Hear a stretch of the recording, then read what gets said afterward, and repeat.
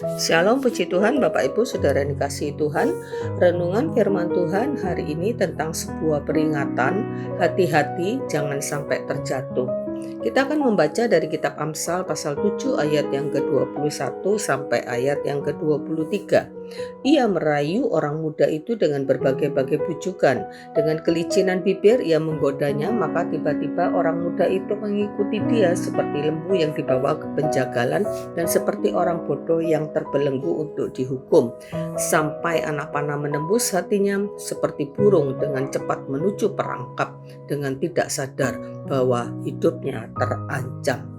Di ayat sebelumnya dikisahkan tentang seorang wanita, sepertinya bukan wanita baik-baik. Bisa dikatakan wanita yang suka berselingkuh, ya, wanita yang haus dengan seksual, dan dikatakan di ayat sebelumnya itu bahwa ketika suaminya pergi dan dia perkirakan perginya cukup lama, suaminya membawa banyak uang, maka kemudian dia merayu seorang muda dengan berbagai bujukan dan kelicinan mulutnya ia menggoda, dan pada akhirnya pemuda ini tidak tahan terhadap godaan.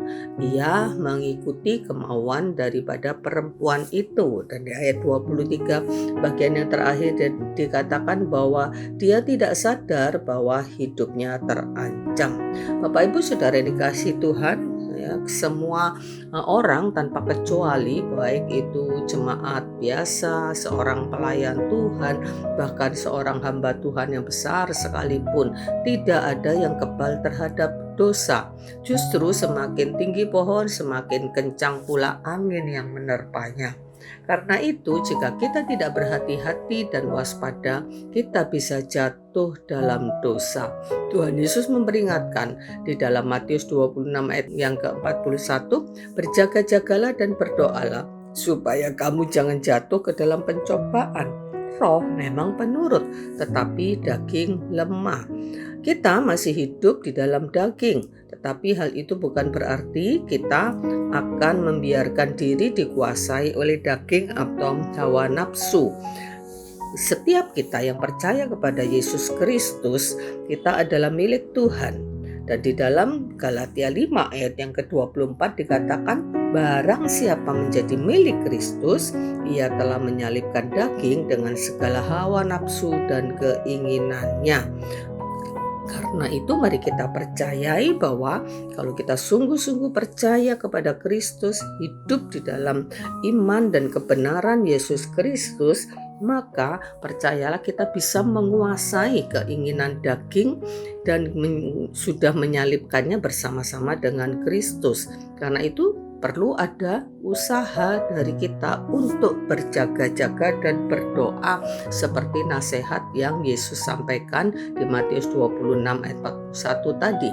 Bagaimana kita harus membangun kekuatan roh kita melalui persekutuan yang karib dengan Tuhan, melatih diri kita dalam hal berdoa, beribadah, membaca firman Tuhan, hidup di dalam persekutuan dan kedekatan dengan Tuhan, melakukan firman Tuhan, maka percayalah Roh Kudus akan menuntun dan menguatkan kita.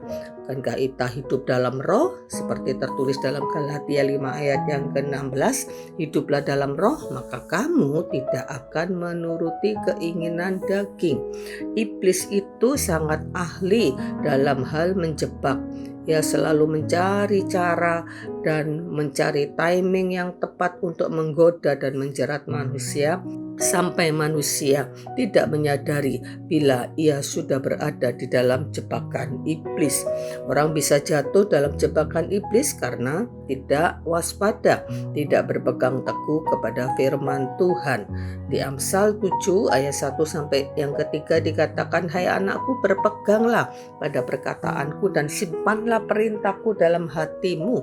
Berpeganglah pada perintahku dan engkau akan hidup. Simpanlah ajaranku seperti biji matamu. Tambatkanlah itu semuanya pada jarimu dan tulislah itu pada loh hatimu.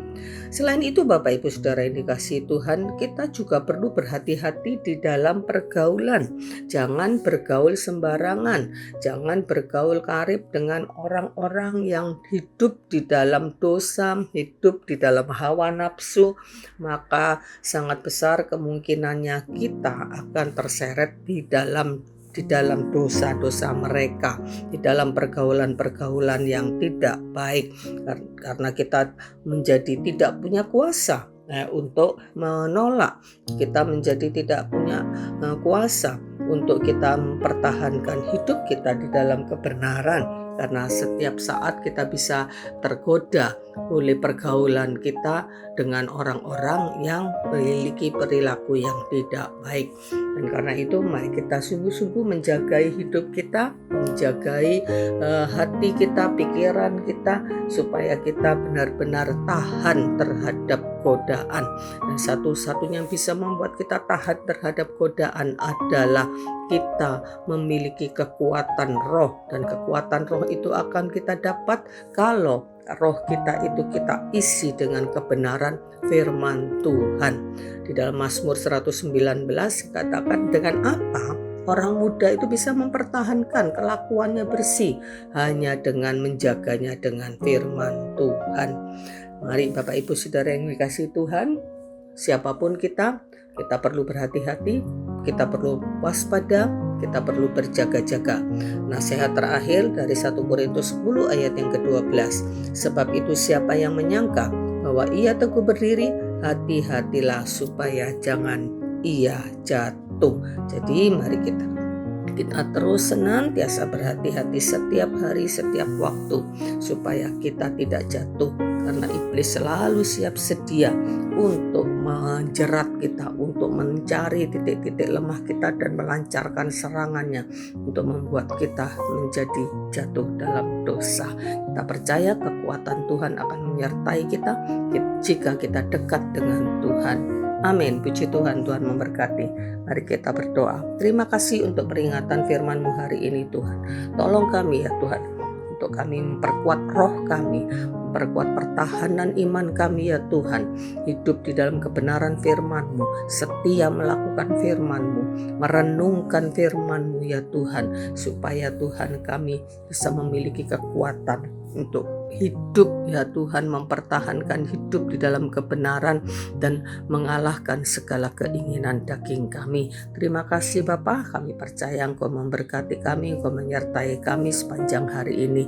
Mengucap syukur di dalam nama Yesus kami berdoa. Amin. Puji Tuhan, Tuhan memberkati.